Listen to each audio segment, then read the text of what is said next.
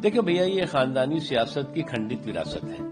अब खानदानी सियासत की खंडित विरासत इसलिए है कि कुछ पार्टियां जो हैं वो कुछ पार्टियों के लिए जो है वो परिवार ही पार्टी होता है, और भारतीय जनता पार्टी या मोदी जी के लिए जो है वो पार्टी ही परिवार होता है। ये जमीन आसमान का फर्क है। कुछ लोगों के लिए जो है वो उनका परिवार ही उनकी पार्टी है, लेकिन कुछ हमारे लिए या भारतीय जनता पार्टी के लिए या मोदी जी के लिए जो पार्टी है वही परिवार है।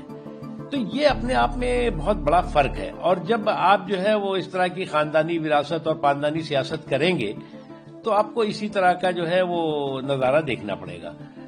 एक तरफ जहां पर जो है वो आप जनादेश का अपमान करने में लगे हुए हैं, जनादेश को स्वीकार करने में नहीं लगे हुए। जब सबको मालूम है कि भैया जीत का ग्लैमर होता है तो हार का ग्रेस भी होता है।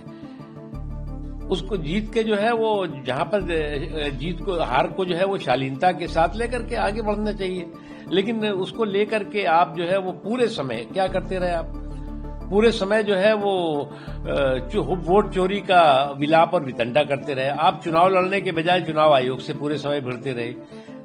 तो पहले उनको समझना चाहिए कि जीत तब होती है जब ठान लिया जाता है, हार तब होती है जब मान लिया जाता है। आप तो पहले से हार मान के घूम रहे थे कि साहब हमारे वोट चोरी का जो हो गई, ये हमारा जो है वोट पे डाका पड़ गया है। मतदाताओं को बता रहे तुम वोट दोगे तब भी तुम्हारा वोट चोरी हो जाएगा।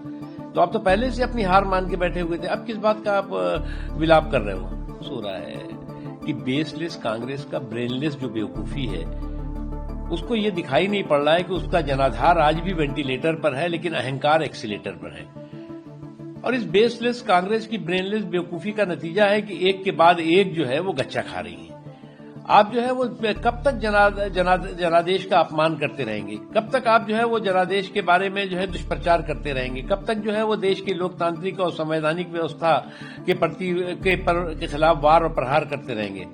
उसी का नतीजा है कि आपको जो है वो जनता एक के बाद एक जो है वो पराजित कर रही है, एक के बाद एक आपका सुपड़ा साफ कर रही है।